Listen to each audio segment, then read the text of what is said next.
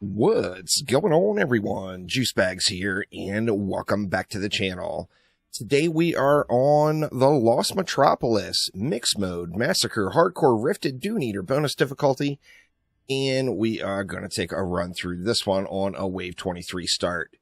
Now, this is an awesome map. Of course, this is a remake of the Palantir map from Dungeon Defenders 1, and I think they did a really good job with it. The map looks absolutely awesome and plays pretty darn well. Now, there's one thing about this map with all these twists and turns and buildings and spawners back behind stuff and everything else, and that is this map screams wall hacks. So what do we got that hacks walls? Well, we've got two defenses in DDA that shoots through walls. One of them is the DST, or Deadly Strike Tower, and then the other is the Wisps from the Warden. Both of these defenses perform extremely well on this map, and we are going to give it a run on this one with the Wisps. Now, I did test this build at 12k power, so I would suggest 12k power, 6k substats. However, I got to say, at 12k power, the map runs super smooth. So, with that in mind, I think you could probably get it done before then. However, I will suggest the Lichen King bonus difficulty gear just for the natural progression in the game as we are on Dune Eater difficulty. Now, to start things off, we are going to go with an Electric Aura and an Ensnare Aura right here at the base of the stairs. Now, on this one, you're going to look at these and think, oh, well, why not just throw them like here or even here, get a little bit more spawn camp going on here and reach a little further into these lanes? And the answer there is Jinn. You've got a high probability of Jinn to yoink these bad boys just by placing them right here. Not much of a difference between here and here. However, I think that these columns or archways provide a little line of sight where the Jinn has to go up and around, maybe. So I'm not having really much of a problem with Jinn yoinking these guys right here. Now, all of the defenses here are runed, so keep that in mind. So, like in the Overclock Beam, we are using the Overdrive rune. And then we want to come on down to this area. Now, this area here, you can do with Reflex. However, any quality of Siren rune is just going to be far superior. The reason being is sometimes ogres will throw kobolds at your defenses that will explode on the walls here. If they explode on the walls, the damage from the explosion is going to hit defenses inside. So the Siren is superior to the Reflect Beam in that regard. And we want to start things off by just throwing a Siren down right in the middle. Now, how you line this one up is going to be based on the quality of your rune. You want the Siren bubble to reach these two little potted plants. So depending on what quality Siren rune you have, depends on where you would place it. Then we're going to go ahead and get going on our roots and our wisps. Now, we do want to take advantage of the root slow, so I'm going to place the root farther back this way. We want to get that extra slow from the root rune as kind of a last resort right here. Now, as we get some upgrades on this root, of course, the range of this is going to extend down into this area, and it's going to slow mobs quite nicely as it gets down there. Now, in addition to that, we can take a look. Now, as you see, this core is not protected. So we've got no range protection here, and we've got no range protection here.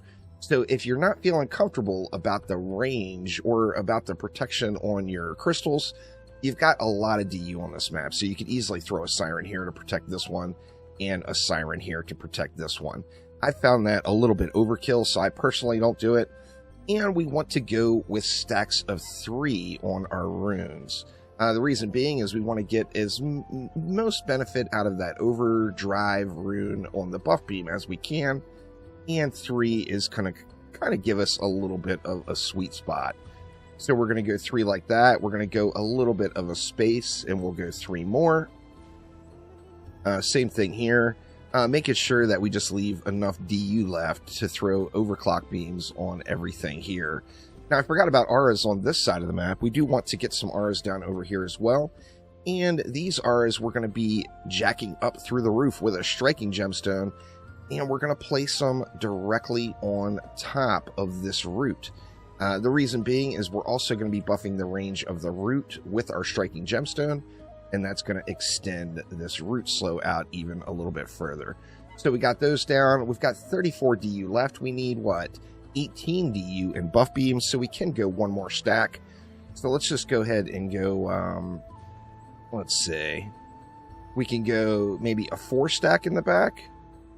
Or no, that would be too much. Let's just go with a 3 stack in the back. That's going to leave us 1 DU left over, I believe. Let's go ahead and get everything buffed. Now, important to note, this buff beam is actually getting 4 because it is attaching to this electric aura as well. So keep that one in mind. So if you do go 4 across, you're going to get a negative here. If you go too many defenses on that one buff beam, of course.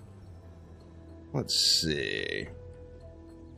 Let's just sneak them all in here. A little wonky placement on that one. Better redo it. You have to be careful with your placement here, as the buff beam does have a nice little bit of range outside of its immediate area. So you're going to want to make sure that you're getting, you're not over buffing or getting your buff beam hitting multiple stacks here. So this is going to leave 1 DU left. You can kind of do whatever you want. I think with this one, maybe, you know, I'll protect one side. Maybe we'll give one side a little core protection with the reflect beam. Okay, next up, we have the upgrades before we get the wave started. Now, as I mentioned, we are going to be using striking and a speedy gemstone. So striking and a speedy, any quality doesn't really matter. You see, these are not glorious. That one's not even upgraded all the way. You just want to make sure you're using a striking and a speedy. Now, in addition to that, we are going to prioritize upgrading the wisps over on this side. Wisps, of course, get a whole lot of value from upgrades as far as range goes. Their range gets really, really incredible. And one challenge with this build is every now and then you will get enemies bunched up right down in here. So if there's enemies that are bunched up right here, of course you want something to go over and kill them. So you're going to want to maximize the range on the wisps closest to that area. So once I get a few upgrades in on each of the wisps over here, then I'm just going to kind of spam the rest of the mana into just buff beam upgrades. So we'll just spam it out here, get the rest of the DU spent. And then we want to get into position on our summoner for the striking and speedy. So let's make sure those gemstones reset. And we want them on this route and those 2 auras. Now remember, that only means you only require a 3 target speedy, which is going to be pretty easy to come by, as most people are going to be shooting for a 4 target speedy and 4 target striking. Just make sure that those items are buffed. And, you know, you can do that in Overlord mode pretty easily just by going and moving around the map and looking at the range. We see the range is coming way down here now. And that is it, y'all. You can just pretty much chillax it out. Using your flash buff rune, you can go ahead and buff right over here on these stacks. You can actually go a little bit further this way if you wanted to. And you're not going to be buffing any of the stacks on the far side. But if you went further over this way, you're going to be buffing both aura stacks, this aura stack included. And then additionally, you're going to be buffing all of these first area of wisps here. So, you know, you can decide where you want to buff them from there. This is a fairly chill build, though. It does run slow, as it's not a spawn camp build, so enemies are taking a few steps before they get wrecked. However, if we take a look at the map, pretty much everything just gets hammered before it gets up into range. Now, the more upgrades we get onto the wisps, the better off we're going to be. And, you know, we can basically just sit here and, like I said, just chillax it out through the wave. The Copter Ogres do get in a little bit close. However, as soon as you get some upgrades in place, those Copter Ogres are going to be just easy peasy to deal with and kind of a non-issue. Same thing with the regular Ogres. And you can just chill right here and let it run. So let's go ahead and jump on forward to Wave 25, and we'll close out the rest of this run. And here we go into Wave 25. Now, as you get more and more mana to get upgrades on this map, like particularly if you're doing it on survival, you can get all those wisps upgraded all the way, and it just gives you map-wide coverage, as the wisps do just get incredible upgrade value from the range. We see where the mana is dropping, so that is where the enemies are dying. You see there's some right at the spawn, a few others making it a little bit closer. And you know, after looking at it and thinking about it, you've just got so many wisps on here. I would probably have to just go ahead and suggest using 2 sirens, because there's just no reason not to give yourself core coverage. You've got tons of DU, so having the DU to get it done is not an issue. Just getting rid of 1 wisp and moving this siren back and then putting another siren up here is going to give you just tons and tons of available coverage. As we have been going through, we're prioritizing upgrades over on this lane, on this side, to make sure we're getting into that stairway area where the enemies are starting to get jammed up. Ideally, I would love to get this aura completely upgraded as well, but you're going to have to do that on survival or on an earlier start, depending on where you're starting your mix mode runs at. But let's go ahead and get wave 25 going. At the start of every wave, all I'm doing is checking, like there, I'm not buffing the auras, so let me come out, get that striking gemstone to reset, and then we'll go back in and make sure we're getting those auras buffed. We're still not getting them. What the heck? One more try. And let's not go as close this time. We'll go to right there. Yeah, and it looks like that got them. So our R's are all the way down. Now, additionally, you can also give up 1 wisp and throw a Strength Drain aura in, which the Strength Drain aura rune is quite nice. There's no doubt about it. However, you don't require it really for mix mode. You can use it, and if you're doing a survival run, it would be a little bit nicer to have a little additional source of damage out there that's just AoE damage, and the Strength Drain aura rune will get that job done for you. So just going to sit here and continue to buff it out. You know, additionally, depending on your aura size, you could move this aura stack farther back this way. That's going to make sure that both aura stacks are always getting buffed. Auras that are buffed do a tremendous amount of damage. So a lot of people snooze on the electric auras, where in a buffing situation like this, with a buff beam and then with the gemstones and with summoner buffing on top of it, auras are kind of OP. I mean, they just completely melt through lanes.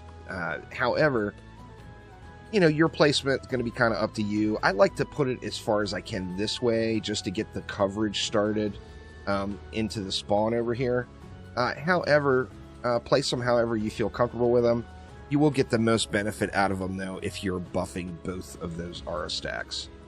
And then, of course, if you're doing this in a group or 2-player, if you have a second summoner sitting on this aura stack down here, then you got just ridiculous coverage. So that would leave position number 3 and position number 4 for potential carries, or just having people run around the map and do what they want, killing ogres and whatnot. So definitely a super smooth running map. As I mentioned, this map is all about those wall hacks. So take advantage of the 2 defenses we have in the game that will go through walls, and they, of course, are the DST and the Wisp. DST's equally as incredible on this map, just no doubt about it. So good stuff from the Warden here, wisping it up. And really, it's a fun map. It's a good run. Of course, we don't have a pet on this map yet. So once we get a pet on this map, then it'll be worth going to Wave 100 for. Of course, you can unlock it now, get the Wave 96 unlock if you really want to. However, until they get the pet added in on this map, I personally probably won't bother going all the way to 100. But there we go. We get any super shiny loot. Looks like we didn't get anything really glorious. But that will do it for this episode. So thanks an absolute ton for watching, and I will see you next time around. Take it easy.